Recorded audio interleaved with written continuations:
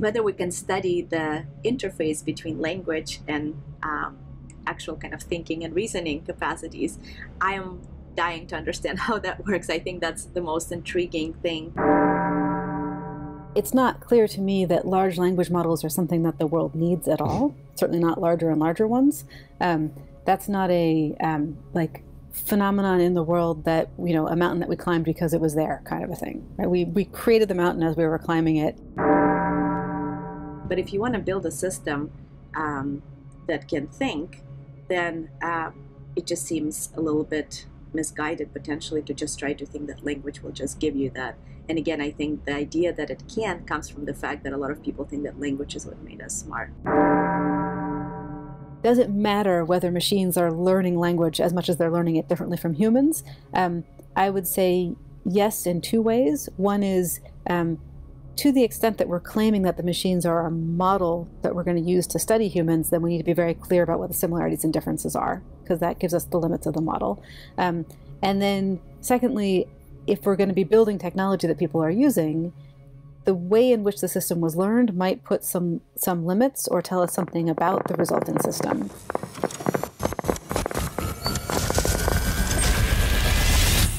This is Brain Inspired.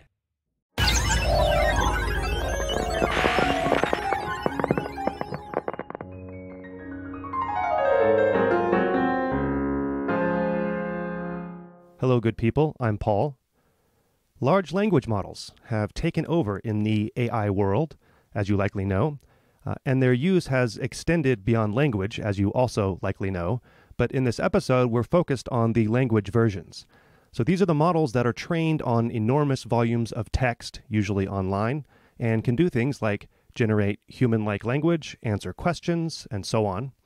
And the most successful versions of them, as of now, are based on the transformer mechanism, which I won't detail here, but basically works by learning the statistics of which words appear near other words.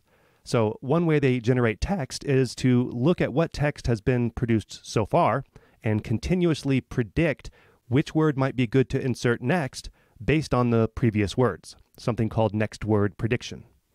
Ev Fedorenko is a neuroscientist who runs the EvLab at MIT, and she, among others, has been testing how these models compare to how our brains process and generate language. And it turns out next word prediction seems to account for a large part of our language abilities, something we discuss during the episode.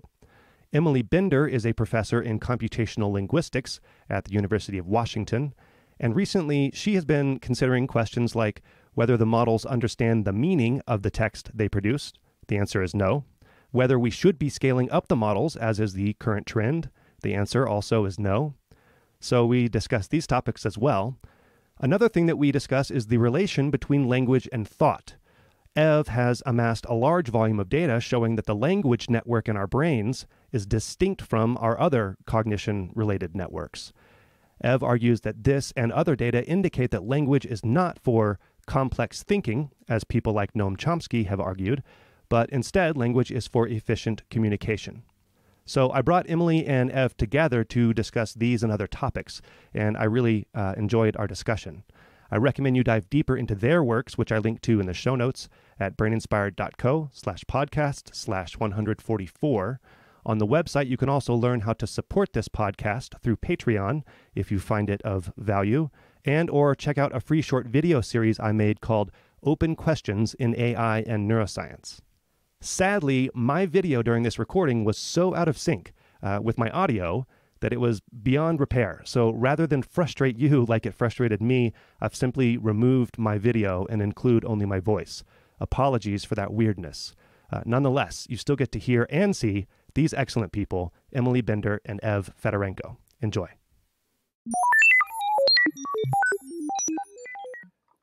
Ev, Emily, thanks for being on the podcast and welcome. Emily, have you had a chance to look at my logo for Brain Inspired? No, I haven't. Okay, because I think that you would hate it. Go look it up? Yeah, go look it up. Go to braininspired.co. I think that you would really hate my logo based on previous things that you have discussed. Yeah, so this is a logo that is definitely leaning into the computational metaphors, shall we say. Yes, definitely. Definitely. Okay. Just wanted to get that out of the way. So, roughly, where do you guys situate language among our cognitive abilities? Is language the pinnacle of our cognition as individuals? We can get into social aspects of it later, but just as a cognitive entity, where is language? Maybe we can start with you, Ev. Sure. Well, the thing to keep in mind is that I'm a cognitive scientist, and I use neuroscience tools to study cognitive science, so my perspective is tainted by the knowledge I have from that domain. Tainted. And so, or the positive version of that.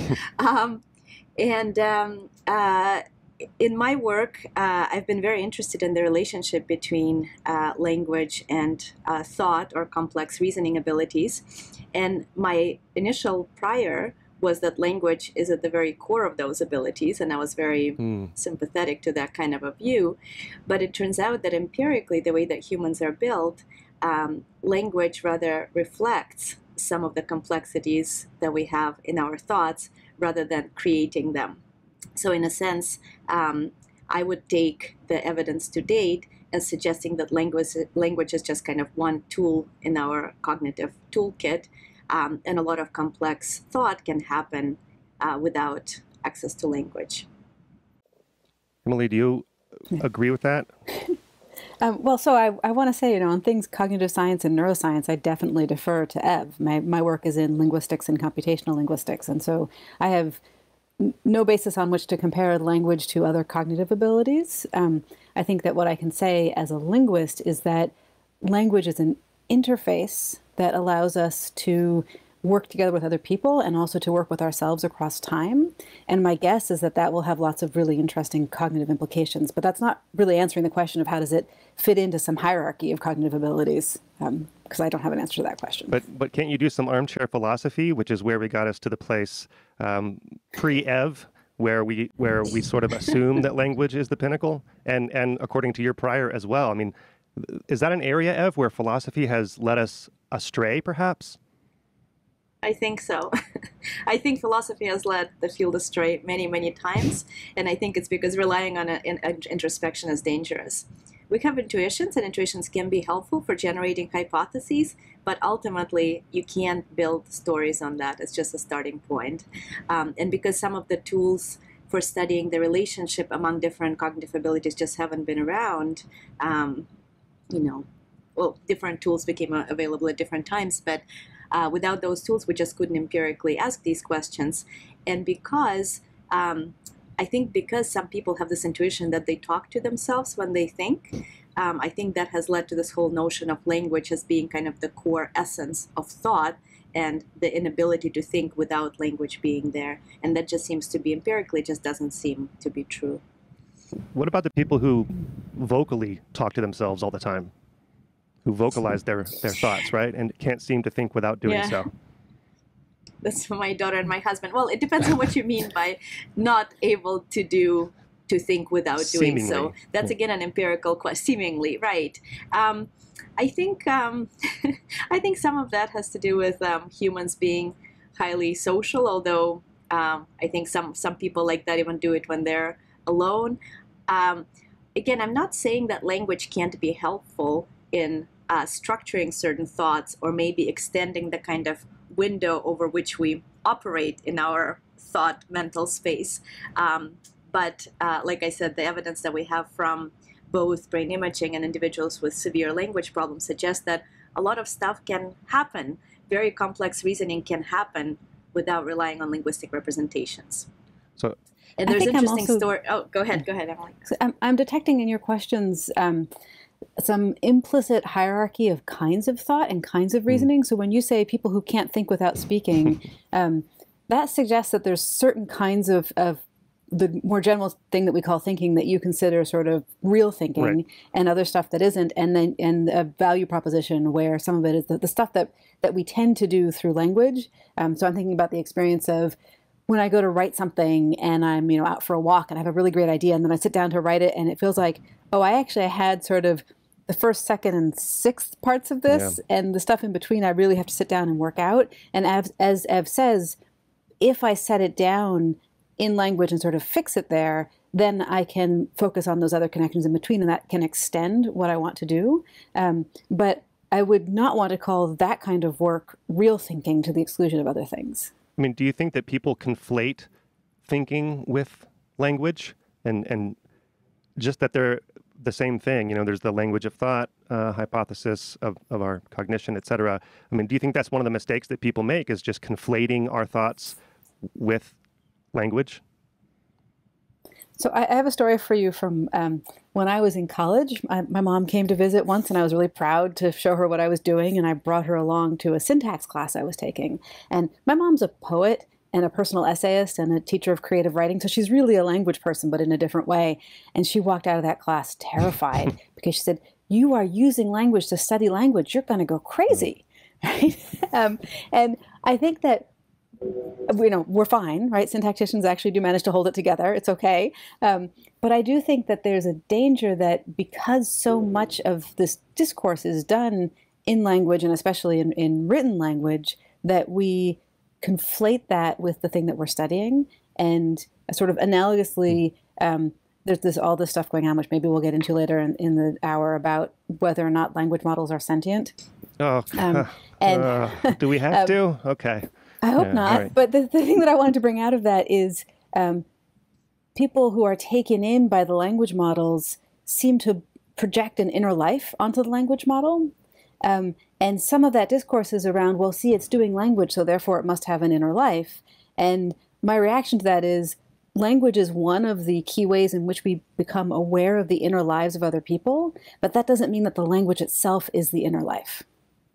That's exactly right. I completely agree with this. I think it's not unreasonable. You know, we're Bayesian reasoning beings, right? And it's not crazy to think that something that produces coherent, well-formed language has thoughts, because in most of our experiences, that's the case. But of course, it's a fallacy. Of course, we've learned that you can learn a lot of rich statistical patterns of how words go together, including pretty sophisticated aspects of syntax that some syntacticians had argued you just can't learn from experience, no matter how much experience you have.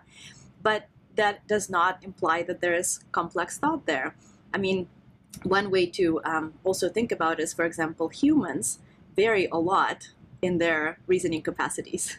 And oftentimes you have people who speak very eloquently or fluidly and fluently, but it doesn't necessarily mean that there's a lot of kind of rich, complex thought behind. We've seen it in politics a lot in the last bunch of years.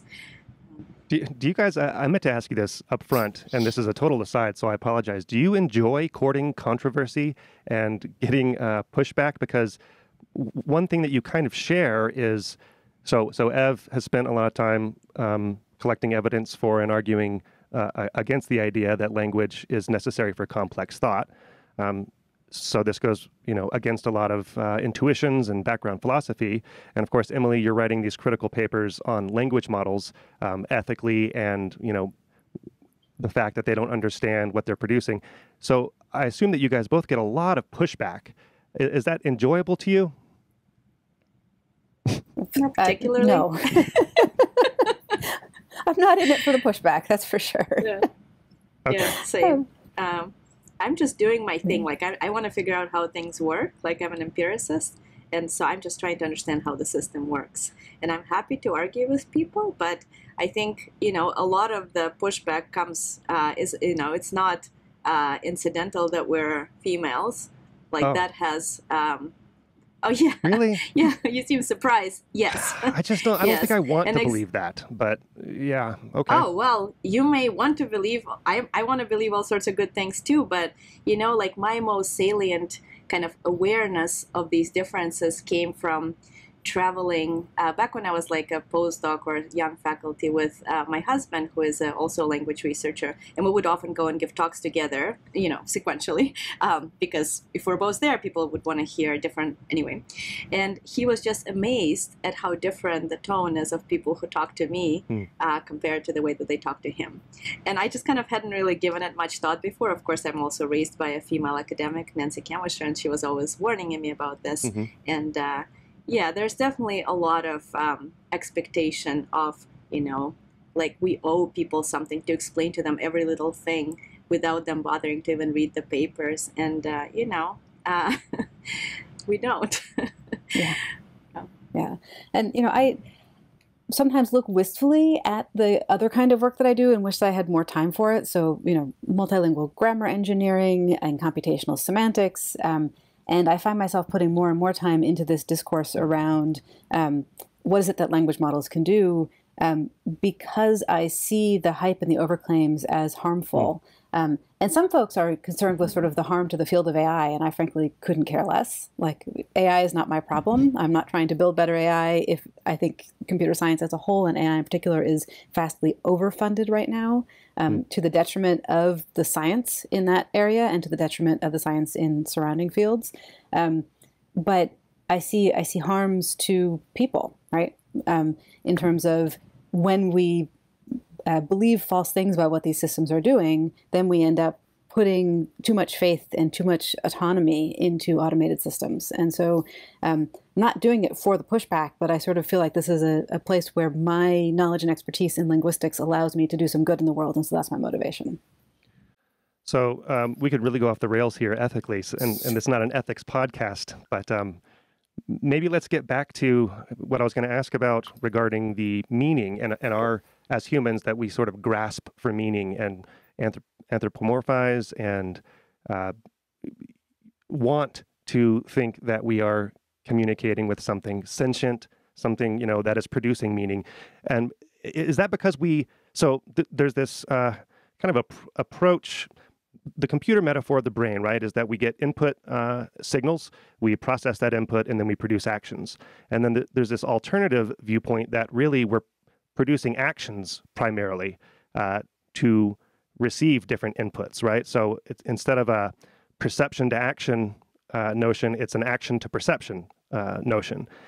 And I'm wondering if it's the same, if we buy into the action to perception notion, I'm wondering if our grasping for meaning in other humans, our cats and dogs, large language models, if that is the same sort of thing where we're so we yearn for meaning so much and we build meaning out of things so much, if that is sort of an analog of the taking action aspect. Does that make sense? You're saying like we're like actively filling in the gaps when there are real gaps. I mean, we certainly are very good at filling in cognitively, right? Like we have a rich understanding of the world. And if something is not there, we can easily fill it in by assigning mental states and so on. And again, because I think a big fallacy is that we often can and do, and in fact it's necessary to assign mental states to entities that produce coherent language, which is other humans. And to understand what somebody is saying to us, it's really critical to think about their intentions and the whole context in which they're saying something. But it seems really hard for people to get that you can just learn the regularities of language and produce language and not have all of the stuff that usually comes along with language as part of the human brain. Now, I think there's kind of an interesting flip side of that, which is how much of this richness can you infer from patterns in language? Because, of course, language reflects this generative process of, thinking, and we talk about things we think about and feel and so on. And that's an interesting question. Different fields have different kind of takes and approaches to thinking about this. There's obviously a lot of information about the world that's reflected in language, but as a lot of work suggests, some of that knowledge seems quite brittle, not always generalizable in the same ways as what humans have. And presumably it's because, along with the linguistic regularities, humans get access to the physical world.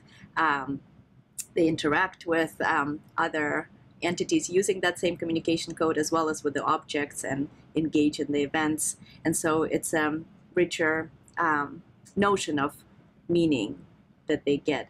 But I think you can get quite a lot from just the way that words go together. Like that definitely has a lot of structure.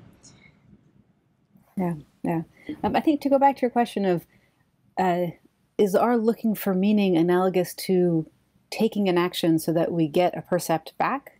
So this is, I feel out of my depth. Like, I want to defer to Ev when it's questions of like what's going on cognitively. You have to. Yeah. Well, so my sense is that, looking at language and how it's used, so linguistic pragmatics and also what we know from the child language acquisition literature, we are very, very good at taking in linguistic clues together with everything else we have, and then using that to make inferences about the communicative intent of the person who uttered the thing.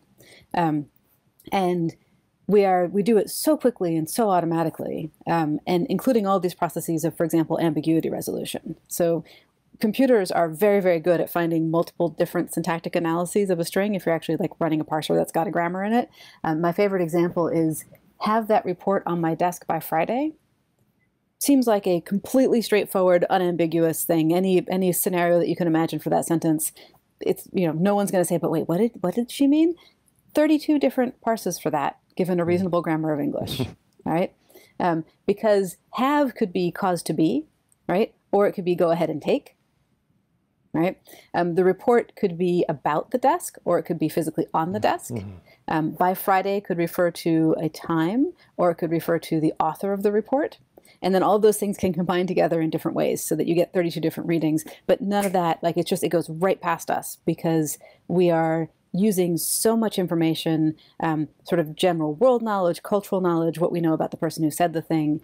And linguists sometimes get tripped up when we are asking speakers for grammaticality judgments because we forget how much of that world building goes into creating that judgment.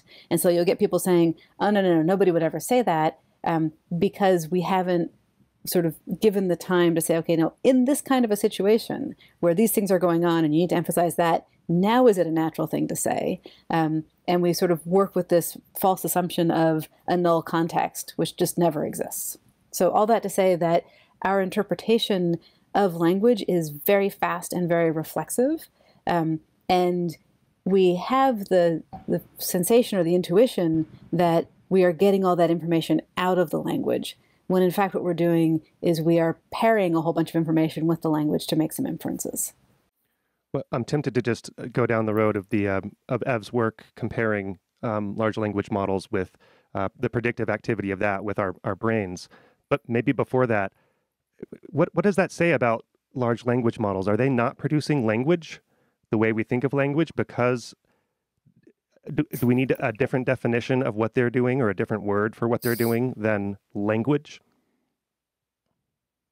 So I think the discourse often does get tripped up because language could be the set of forms, or it could be the form-meaning pairing, or it could be the linguistic system that puts those things together.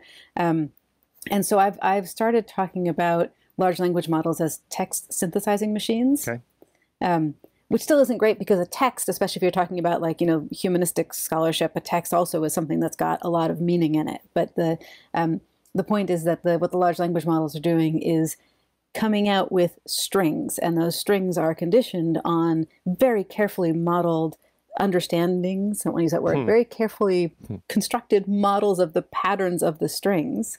And embedded in those models is a lot of information about which strings are like each other and which ones tend to co-occur, and constraints that look like syntax and constraints that look like lexical semantics.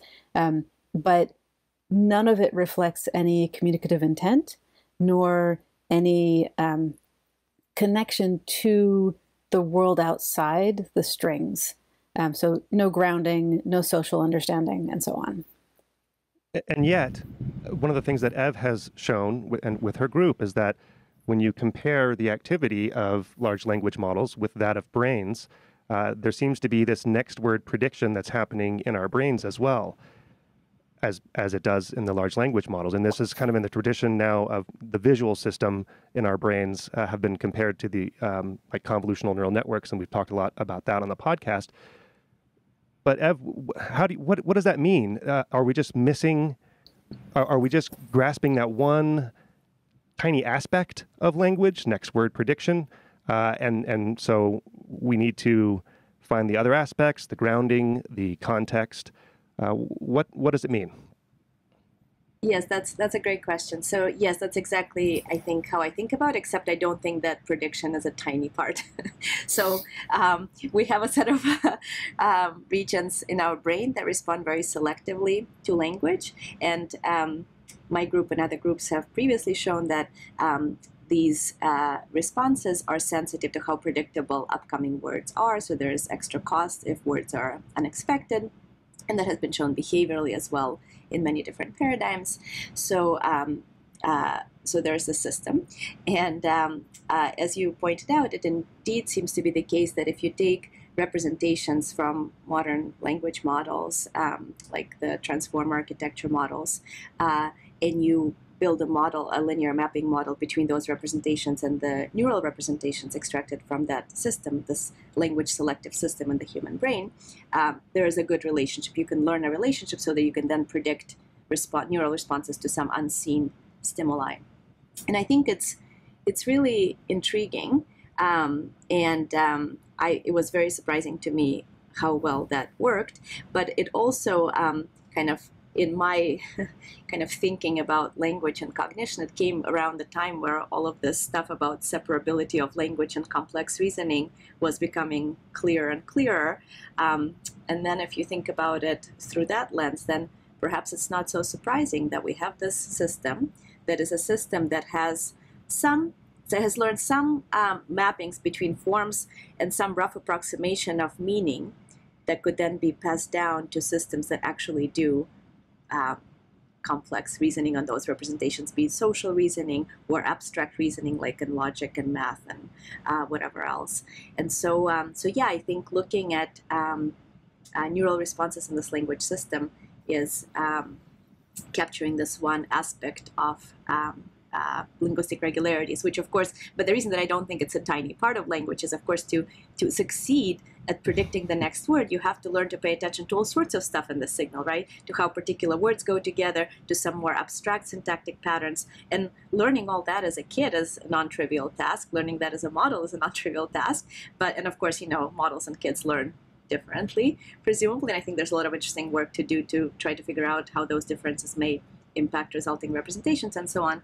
But that said, it seems like we have this machine in our brain that does that, stores all of these knowledge representations that we acquire over our lifetime, and then uses them to predict upcoming, like how linguistic signals unfold, which is presumably we do because it basically spreads workload over time better, so we don't have to work as hard when things actually happen. So that's kind of a brief take on that.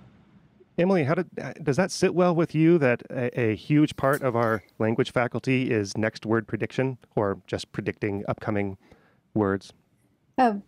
So I first of all, again, defer to the empirical work, right? So my work on language looks at the level of, what can we say about the system? How can we model grammaticality judgments? And I like to think that kind of work digging into syntax can then help inform the kind of studies that Ev and her team and other researchers are doing.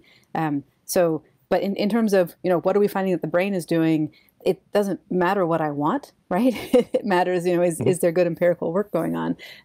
But also, I think that there's a difference between saying, yes, humans have, this facility where we predict what's coming next. And I appreciate the explanation of that allows us to smooth out the workload by sort of trying to do some of that computation ahead of time, it sounds like.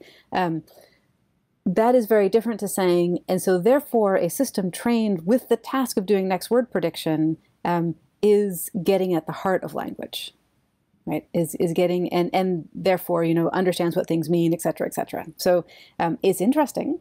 And I think it's an interesting way to use the large language models, although with the huge caveat that the nature and scale of the training data is so different between what something like even BERT is exposed to and what a human child is exposed to.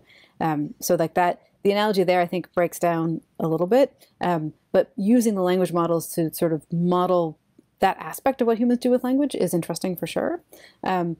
And I noticed as Ev was talking that she was being very careful to reserve the word neural for things happening in actual brains. So while we're talking about, can we have a different word, please? Yeah. It would be nice to reserve neural for things that are actually neural rather than metaphorically neural. That idea has flown. I think that there's no going back. Is there, Ev? There's no going back, right? I don't know. I mean, as long as people define their terms, I think terminology is very hard to change. I've fought some of those battles, and I usually tend to give up eventually. I'll just keep using them the way that they make sense to me, and ask that other people define what they're talking about. But yeah. Yeah. But I think, like, I mean, one other thing to say about this, potentially, like, at least some similarity between the representations in the models and the human neural responses, is that it's for the first time, and like I always say this, I did not think this would happen in our lifetime. It's for the first time that I think we can go beyond kind of these verbal descriptive hypotheses about how things happen, and maybe have like an actual implemented model of at least some aspects of how language might work. It's not, of course, finding a similarity between two sets of representation. It doesn't mean that they're doing things in the same way, but it's a window, right? It could allow you then to try to manipulate the model architectures, the training objectives, the learning algorithms, and try to see which of these things affect how well those resulting representations can capture human neural responses. And I think we can learn a lot through that kind of careful experimentation on the models now. Just because, as and of itself, the fact that some big set of parameters provide some fit to human neural data, like, that's not the end point. Again, I see this like as a potential window to actually get beyond saying like, oh, this bit of the brain does syntax or whatever the field has been doing for the last few decades. Emily was mentioning that the language models learn differently. They learn from different data and presumably different than humans learn. Does it matter how we learn language? So, Ev, I know that you're multilingual from a young age, right? I was multilingual before I came to the US. But yeah, I mean, I'm still kind of bilingual. I guess Russian is my native language, yeah. But I used to speak a few others that I forgot largely. Here's another aside before we continue, because I want to get this right. Is it true, Ev, that fMRI studies have shown that people who learn multiple languages from a young age, when they're processing and producing those different languages, the representations are more clustered and overlapping than people who learn language at a later age, where their native language is like, there's this kind of a central cluster, and then the newly learned languages are more active kind of outside that cluster? We don't see that. Oh. We basically, it seems like once you have good proficiency in a language, it all loads on the same set of frontal temporal regions. Now, of course, different language have to be segregated within that system, otherwise we'll be confused all the time, right? So at some fine-grained level of multivariate responses, you can discriminate, French from English or whatever when you're producing it or understanding it. But if you achieved good proficiency in a language, it will all be in that same system for you, even if you learned it later in life. So thinking about the difference between language and complex thoughts, and there's an interface, right? So whatever language you're using needs to be passed on to your working memory system or your reasoning abilities, and vice versa, to produce the language. Is fMRI going to allow us to see that interface, that exchange? Because it seems like that interface is perhaps one of the more important things to understand how we utilize language. Yeah, it's a great question. I mean, so like first a clarification. So like when you say there's like working memory computations that you need to hold some chunks of language as you're producing whatever, all of that. Okay, one step back. People used to think that we have a set of language brain areas that do some aspects of language, and then we have some perhaps central hubs, like, for example, working memory, integration, information integration hub, prediction hub, and then different domains implemented in different parts of the brain all draw on these centralized hubs. Now, it doesn't seem anymore like that's how things work. So the kinds of computations that support language processing, which includes prediction, but also things like integration, as many theories of syntactic complexity have postulated for many years, all the working memory-based stories, it's kind of the opposite, the flip side of prediction, right? So there's a cost in thinking of what might come next, but then there's also a cost in integrating elements into the representation you're building. Anyway, but all of these representations seem to be implemented focally within this language specialized system. And I think the same is likely true for other domains like music and things like that. But whether we can study the interface between language and actual kind of thinking and reasoning capacities, I am dying to understand how that works. I think that's the most intriguing thing to tackle next. And we're trying to do some of this, like what are the representations that the language system passes down to these areas that then, for example, reason about, social relationships among people or physical constraints in the world or whatever other, abstract logical kind of connections between things. And we don't have great tools for studying those kinds of questions. For different tools that are available have limitations, but I think we're trying to figure out if we can get really clever with tools like fMRI, which is you kind of need whole brain coverage because you want to be recording from multiple systems at once. And most intracranial recordings, which you can do in humans, have the limit of very, very sparsely sampling the brain. And it's very rare that you would have recordings from the language system and from some downstream, for example, abstract reasoning set of areas.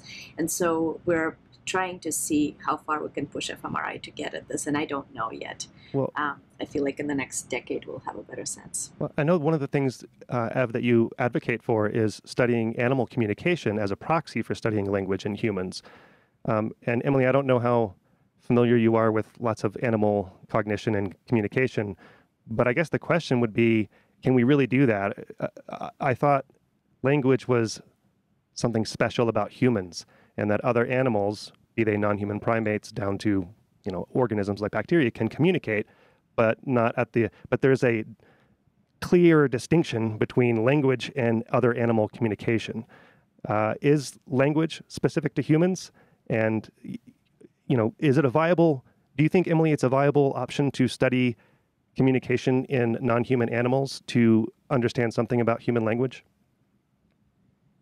So I think if we're gonna go to communication in non-human animals, we are adding a layer of complexity, but also giving ourselves some distance that might be helpful. So if you look at, say, dolphins or whales, where we don't really know what's going on, there seems to be some interesting complexity there. They certainly, whales, so I'm thinking here in Washington State, we have the Southern resident orcas who are severely endangered, and every year there's news reports about, the new births in J-pod and K-pod, and it's, there's a specific set of individuals and they are in specific groups. And so I think that, someone studying that may well have evidence that there's social structure and communication.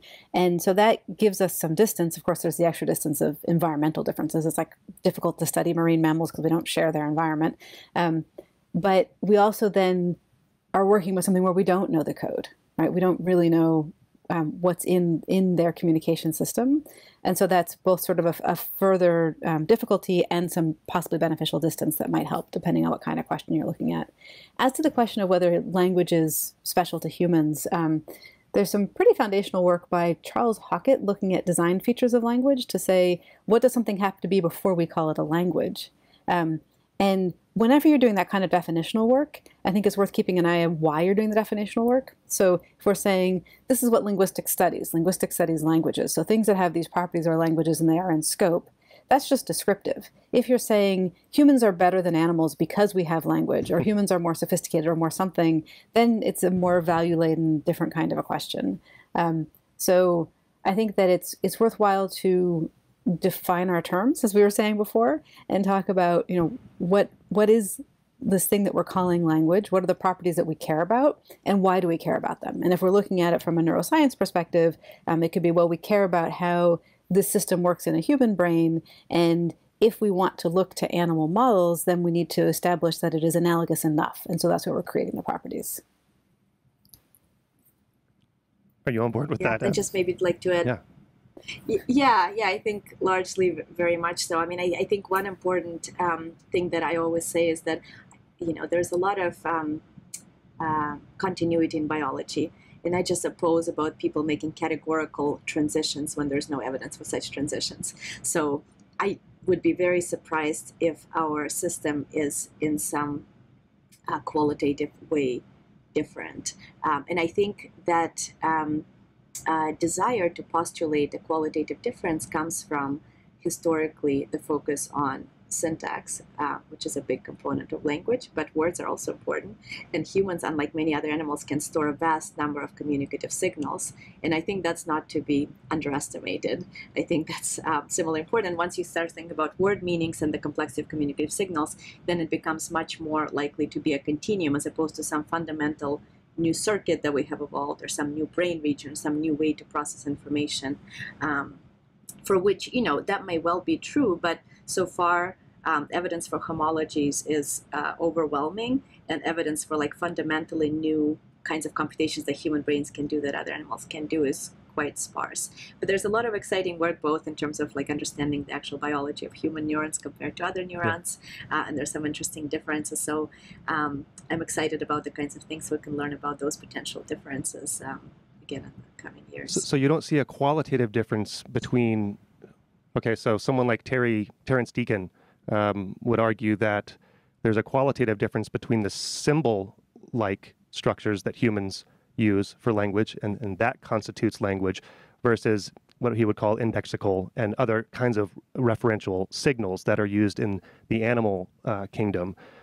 Whether or not there's different neural architecture underlying it, you don't buy that there's not a qualitative difference between the ability to use symbols, that essentially we're a symbolic species and can pass these things down. I can write the word tangerine and you can understand it in 4 years, right?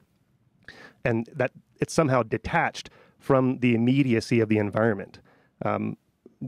So you don't buy that there's a qualitative difference? Well, I mean, qualitative differences call for very strong evidence, and there is a very, very large field of animal communication that has shown that many features of human communication are also present. And yes, they don't have writing systems, okay. So it's harder to pass things down across many generations, but animals communicate about things that are not, if you look at different species, you find evidence of communication about things that are not here and now necessarily. Again, like one thing that I think is important that often gets kind of all lumped together is, yes, humans are smarter and humans have language. It doesn't mean that humans are smarter because they have language. And in both of these things, kind of the communication system we have and the thinking capacity we have, there may well be continuity as opposed to some fundamentally kind of different processes happening.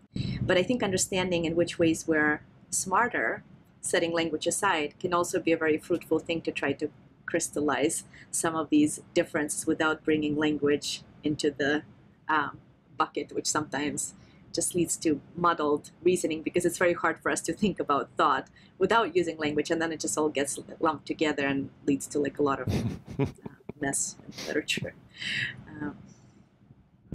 Okay, guys, so let's talk about large language models a little bit more.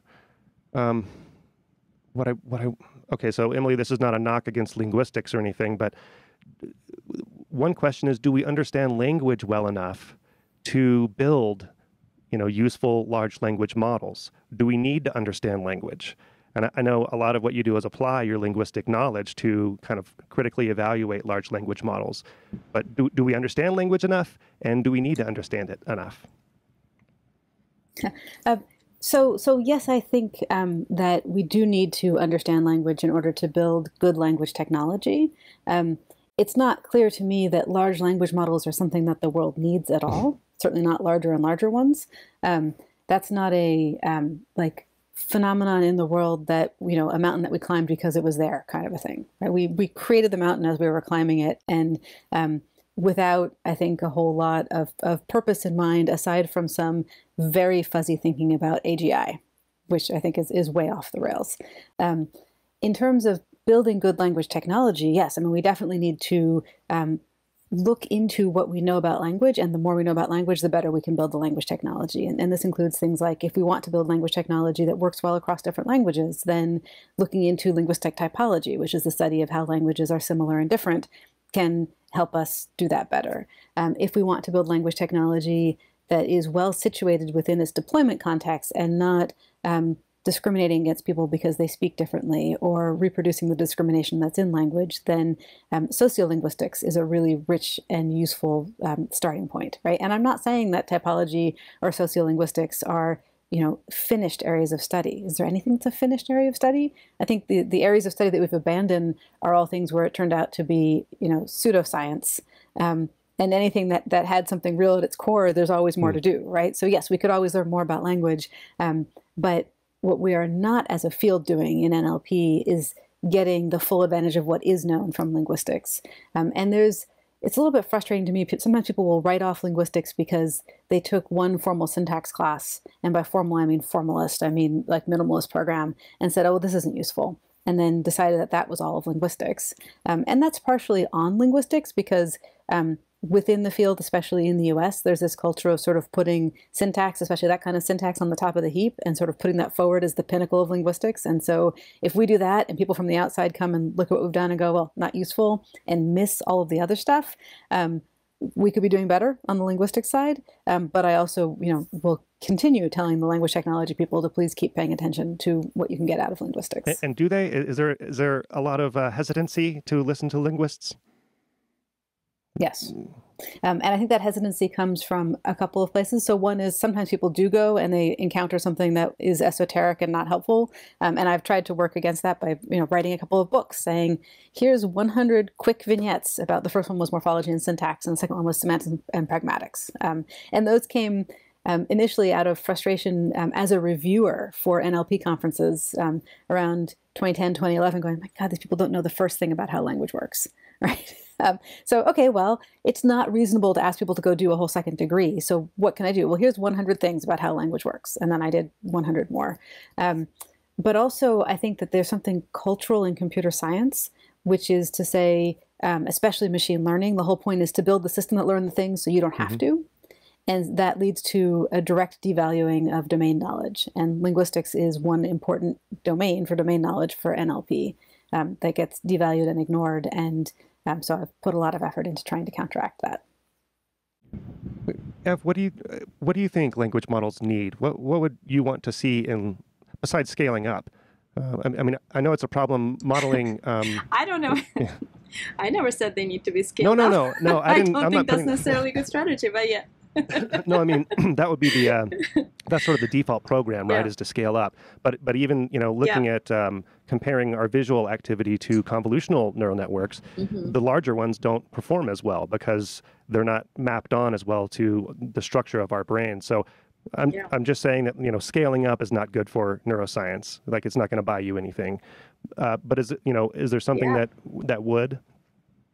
You think Emily could help you? I think so. I mean, I think we have a good system, a good general intelligence system that still a lot remains to be understood about, which is the primate brain. And I think when people started seeing some of the successes of the language models, again, conflating all sorts of being able to capture linguistic regularities versus abstract, generalizable world knowledge, then, well, it also depends on the goals, right? Like, if you want to build a system that can solve problems for you, then sure, maybe scaling it up and seeing how far you can push it is a reasonable thing to do, although, of course, it's not environmentally responsible and comes with a lot of, of its own issues. But if you want to build a system that can think, then it just seems a little bit misguided, potentially, to just try to think that language will just give you that. And again, I think the idea that it can comes from the fact that a lot of people think that language is what made us smart. And we have a very nice, somewhat modular, and I'm not bringing any of like Fedorian baggage where nothing and like some things are encapsulated or anything like that, but it does seem there's division of labor in our brain, and presumably it's because it's metabolically and computationally efficient to build a system like that. And so perhaps instead of trying to make the language models larger and larger and train them on more and more data, you can take existing models, which actually do language really quite well. In many ways, they capture many regularities really pretty well. And you can use linguistic tools, like Emily was saying, to probe the knowledge representation, see if the way they represent language is similar to how humans represent linguistic regularities. But I think we have a working, decent language module-ish.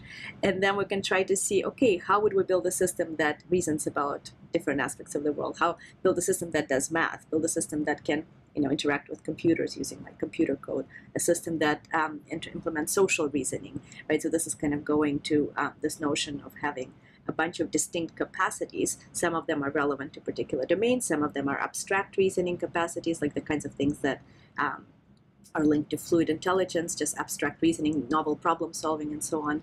And then maybe try to combine those different solutions together and try to build interfaces. And maybe that's a better way to try to build a general intelligence system.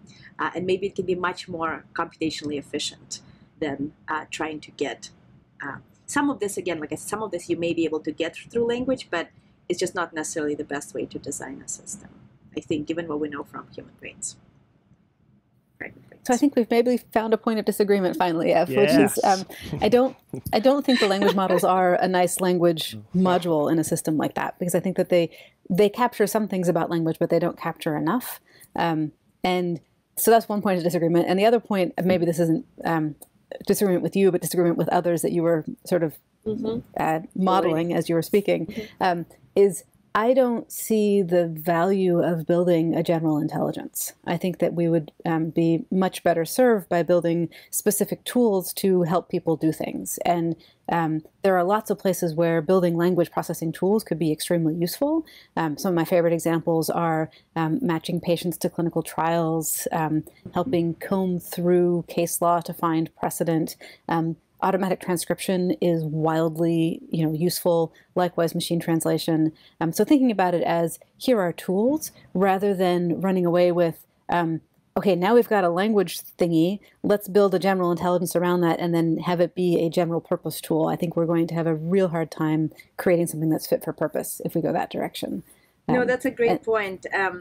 Yeah, that's a great point. I mean, again, like I'm not an engineer. I don't need to build tools. Like I see how some tools can be useful, but for me, building something like a generalized intelligence system is another tool for probing the human brain. Like if we can build something taking inspiration from the human brain, then maybe we can ask questions that we just can't ask about how human brains work because we lack the tools. But if we have a model that captures something about human neural responses, then we can try to understand, for example, how the language system passes information down to, say, the abstract logical reasoning engine or a social engine. So that was and I have no objections to building scientific models, but most of the people who are talking about building these things are not doing it with that kind of a motivation. That's true. That's true. Well, we at MIT do.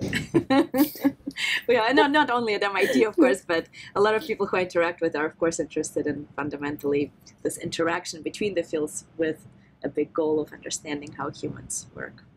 Yeah. I want to live in your world. Come on over. But yeah, right. Are going maybe the other direction, instead of using language models as proxies, for brain activity, are large language models teaching us anything about language? So linguistics can inform large language models, but are we getting anything in return, whether it's our limitations or what we're particularly good at that they're not? Are we learning anything about our own cognition through these language models? I'd be very curious to hear what Emily thinks about that. So I think there are linguistic questions around it, and Ev mentioned this earlier, around what can be learned from, the phrase you used, Ev, was experience. And there are linguists who want to posit innate knowledge of language and posit it on the basis of saying, see, people know these patterns that they can't possibly have learned just from observing the data. And I guess there's a couple things I want to say about that. The first is that our experience with language is very, very different from the input that a language model is getting about language, because our experience with language is always embedded in, a physical and social experience. And even if part of what we're doing is learning to predict the next word, it's not that we're just sitting there receiving strings of words, right? Which is roughly what the language model gets to do. So that's sort of one direction. It is interesting, I think, to say, hey, look, these patterns of grammaticality that you were using to posit innate knowledge of language actually are calculable just from data if you have enough data. And then I suppose if you want to get into the nitty-gritty of that argument, it becomes, okay, well, what's an appropriate amount of data? Like, how much do you need before you say this is something that a child learning a language could reasonably have been expected to be exposed to? So I think that there's questions in that direction that are interesting. I'm certainly for using computational models to do linguistics. Like that's what I'm doing with grammar engineering. It's a different approach. It's basically saying, let's actually push the rule-based idea, but instead of having those rules be pen and paper, let's actually write them down on a computer so we can then test them over large data sets and find the phenomena that our rules don't yet account for, and that allows us to move on to the next thing, and sort of in that same spirit, I could imagine using a large language model. I mean, I wouldn't build it for this purpose, but given that they exist already and it doesn't, take very much more electricity to run them a little bit or to probe them, it could be interesting to say, okay, what are the things that can be picked up in this paradigm versus can't? And so I'm thinking of the work of people like Alison Ettinger and Ellie Pavlik, who do really interesting work on sort of probing and trying to understand what kinds of things can be picked up from this observation of lots and lots of linguistic form versus what seems to require more than that. And so I think that there's interesting studies that can be done. And I'm glad that people are getting some use out of them that way. But like I said, I wouldn't have gone to build a large language model just for that purpose. I think you can probably get at those questions other ways too.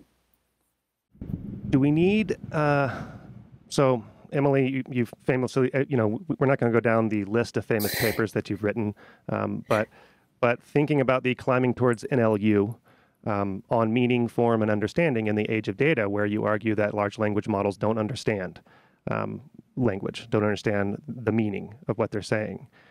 Is meaning required for a language? And I guess a second question, which is maybe orthogonal, but does it matter how we learn language? Okay, I'm glad you came back to that question because you asked it before and then we didn't get to it. So is meaning required for language? I think, yes, the operational definition of language that I work with, and I'd be interested to hear if this fits in Ev's linguistic or language-related work as well, is that languages are symbolic systems.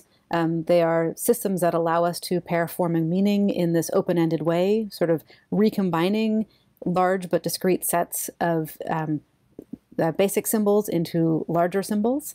And also, from the point of view of why we might build language technology, it's about communication, right? And communication isn't just passing strings back and forth. It's about using the strings as clues that allow the interlocutor to reconstruct communicative intent or a good hypothesis about communicative intent. And so that's where I see meaning being really key to language. Now, does it matter if we learn it the same or learn it differently? So who are we, right? So I think there's probably really interesting questions about what's the range of human variability in how languages are learned. How does that interact with cultural practices about how children are spoken to? How does that interact with modality? Always looking at that with a sort of expansive sense of normal and not there's better or worse ways of doing it. That's sort of one of the pitfalls of that kind of research. Is it's often the questions can be asked descriptively and inclusively, or they can be asked in a very discriminatory way. Or does we include in that concept machines, right? It doesn't matter whether machines are learning language as much as they're learning it differently from humans. I would say yes in two ways. One is to the extent that we're claiming that the machines are a model that we're going to use to study humans, then we need to be very clear about what the similarities and differences are, because that gives us the limits of the model. And then secondly, if we're going to be building technology that people are using, the way in which the system was learned might put some limits or tell us something about the resulting system. Yeah, I don't agree. Yeah, largely. I think for the most part. I mean, I think again, I'm really excited. I have this renewed excitement about using these models to try to understand something about how humans learn. And in fact, I just have a postdoc who started yesterday, Cheng-Zhu Zhuang, who comes from Dan Yemens's group, who is interested in exactly this question of how do you need to train a model differently on linguistic input, including cross-modal data or different learning algorithms, which are more human, childlike, or a different nature and amounts of input, and seeing whether models trained in these more likely ways, more similar ways to human children, capture something about responses in developing brains to language. And I think that's a really cool and exciting enterprise. And I'm optimistic. I mean, I'm a very strong optimist, so I'm optimistic that we can learn something that has been hard to learn with just having access to human neural data and being limited to these kinds of verbal hypotheses about how things happen. In terms of symbolic versus non-symbolic, it's a hard issue. I don't think we have great proposals for how symbols can be instantiated in neurons, which is not to say that that's not how it is, but it would be great to try to move a little bit more in that direction. And I think some of our thinking certainly is symbolic, and how much of that characterizes the language system, I think it's I think I probably am less strongly on the symbolic side, purely symbolic side than you, Emily, which is fine, right? We can disagree. That's okay. Yeah, absolutely. What about our bodies? I mean, so there's this grounding issue, right? That language needs to be grounded in the real world for meaning to adhere. Do we, thinking about how we learn language, is our biology important? Are our bodies the embodiment that we have? Is that important for language? But, so Ev, you're going to be training these different models, giving them different kinds of input, but they still don't have bodies. They're not grounded in the world, right, so to speak. It's a very good question. I mean, I think the literatures to pay attention to here are concern evidence from individuals with very different developmental experiences. There are individuals who are born without limbs, or individuals who are born blind, or individuals who are born deaf, or have other differences in how they experience the world. And one thing that we've learned from some of these studies is that a lot of these perceptual and motor experiences just don't seem to be critically needed to learn really sophisticated models of the world, to acquire sophisticated models of the world. So a striking example, like congenitally blind individuals' knowledge of the color space, or really visual concepts like glance versus glare and things like that, are very similar to those of to individuals who have had access to visual input growing up. And I think what this tells you is that a lot of that information is redundantly represented in the regularities in language. And I think there's interesting questions you can ask given that. But whether a model needs to interact perceptually and in motor ways with its environment, I think it's an empirical question. And I think and people are trying to build embodied language systems.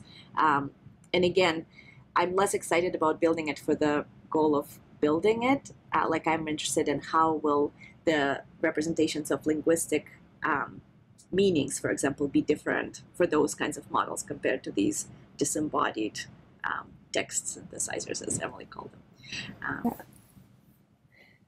I think there's a lot to be really careful about here when we talk about the experiences of people with developmental differences and congenitally blind folks and so on. Because there's a move that the people who are interested in promoting the language models as minds rather than as text synthesizing machines make, where they draw an analogy between language models and the experiences of deafblind people, for example. And it ends up just always coming across as terribly dehumanizing. And I mean, because it is, like that analogy is inherently dehumanizing. And I'm in the middle of an ongoing Twitter argument about it again because people keep doing it. But I think that it's not that any given aspect of our physicality, of our sensory apparatus, is inherently required. But rather, I think, and when you said redundantly encoded, I was actually thinking I was making a prediction, Ev, about you going a different direction based on my thoughts, which is that our experience of the world is redundantly encoded, right? We have many different ways of experiencing the world, and we have also many different ways of performing intersubjectivity and sharing experiences of the world. And I think that that's what gives us the toehold in learning the linguistic system. And then once we've acquired a linguistic system, we can use it like you say, to get at information that's redundantly encoded in language. And it's not just distributional. So people will often say, the distributional hypothesis is that meaning is use, right? Wittgenstein says meaning is use. And my retort to that always is, right, but use isn't just distribution, right? Use is use in some specific communicative context, which is embodied, and that's probably important. But I don't think any particular aspect of the embodiment is, there's facts of embodiment, but there's a lot of redundancy there. And so I think that what's missing is not so much embodiment as experience of the world, or what's necessary is experience of the world. And when we talk about the world, it's important to keep in mind that the world is not just the physical and natural world around us, but also the social world that we inhabit. And so there's a lot of richness and complexity there that we are situated in. And that seems to be, is it necessary for learning is maybe the kind of question that building these artificial models would help us answer, but it certainly is a fact of how we learn, because we are all situated in our world, and that's where our learning is taking place. I know that you're both very busy people, so maybe we can just end on sort of an open-ended question. Ev, you were just talking about how foolishly optimistic you are. To put a judgment in there. No, I said didn't foolish. say foolishly. Yeah, that's fine. Okay. And Emily, it seems like you have more of a doom and gloom projection toward the future. I have children, and we're in the midst of, battling the screen time issue. And my daughter talks to the phone to call a song up, and I'm somewhat terrified for their future interacting with these things because of our proclivity, because of our tendency to anthropomorphize. And but I don't know that my terror is well-founded, because we're terrible at predicting the future as humans, as you know. And so I'm curious, maybe we can start with you, Emily. Am I right in thinking that it's a doom and gloom scenario, or do you see light at the end of the tunnel, and that good will come out of large language models and whatever happens next? Because next year we won't be talking about transformers. We'll be talking about something else, right? Yeah, let's call them exfoliators, just to pick a random word. So I'm laughing at being characterized as not an optimist, because personally who I am actually very optimistic. And I think my optimism is rooted in a sense of, we collectively make our world, right? We live in it, we learn in it, and we also create it. And so it's up to us, right? Not any one of us individually, but all of us collectively can make decisions. And we can make decisions, regarding language technology, for example, around, okay, well, what kind of regulation do we want to put in place? What kind of transparency do we want to require? What kind of data protection do we want to require? And so on. These aren't going to be easy things to do, but they are things that we can do. And I think when you're talking about the fear that you have as a parent of screen time and how your kids are going to be interacting with things, I feel like we can be empowered through transparency in many ways. And I think that there's a course correction that's needed away from technology that's leaning into our proclivities to anthropomorphize, and towards technology that is designed to be helpful tools to assist people in doing what we want to do, and not take advantage, or, as I say in one of my op-eds, abuse our empathy. But that's not going to happen, because technologists don't care about that, right? In a capitalist society, for example, there's the regulation, whether we could actually do it well, is a different question. I tend to think that we're not good at regulating things either, or that's just a different road that may be unwise. But I just don't see I don't see the regulators, the well-intended regulators, catching up with the technologists. So yeah, I mean, it's not something that's necessary. Optimism isn't saying, oh, it's all going to be okay, right? Optimism is saying we have the opportunity to try to make it okay. And I know that there's a bunch of work going on right now in Europe around an AI Act, and I think that what I'm hearing about is that there's some sensible stuff in there and some stuff that's missing the mark, and a lot of people who are working in this space around technology policy and regulation are engaging. Like that's also a whole field of study. And yes, you're right that the forces of capitalism have certainly pushed things in, a specific direction. But I also think that most people working on technology are actually interested in working on it to make people's lives better, and that there probably is a lot of goodwill that could be leveraged. Oh, I'm the most pessimistic person here, I can tell. Ev, do you share Emily's? Yeah, I think that was right on the mark. I mean, I will also say another thing. I was trying to remember the quote, but there's these actually a few quotes from parents worrying about their children from centuries ago, cool. Right. where new technology comes. Yeah.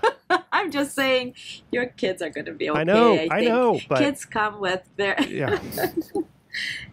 I don't know. I have a 5-year-old, and she likes her screens, and she learns a ton from the screens. Sure. And so what? So learning mechanisms, ways to learn information have changed, but fundamentally, humans come in with a very good brain with a lot of tissue, much more tissue to do abstract reasoning than animals do. That's one difference. Again, it's a quantitative difference rather than a qualitative one. But when you have a lot of space to play with that's not taken up by perception and motor control, you can notice patterns, you can make generalizations, you can connect things that nobody else had connected before.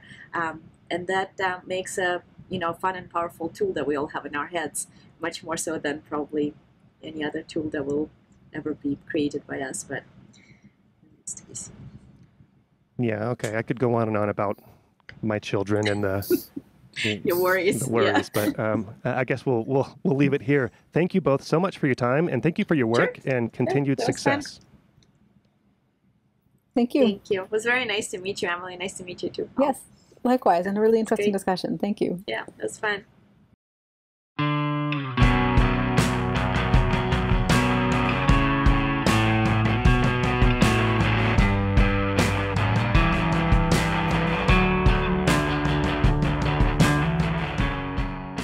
I alone produce Brain Inspired. If you value this podcast, consider supporting it through Patreon to access full versions of all the episodes and to join our Discord community. Or if you want to learn more about the intersection of neuroscience and AI, consider signing up for my online course, Neuro AI, The Quest to Explain Intelligence. Go to braininspired.co to learn more. To get in touch with me, email paul@braininspired.co. You're hearing music by The New Year. Find them at thenewyear.net. Thank you for your support. See you next time.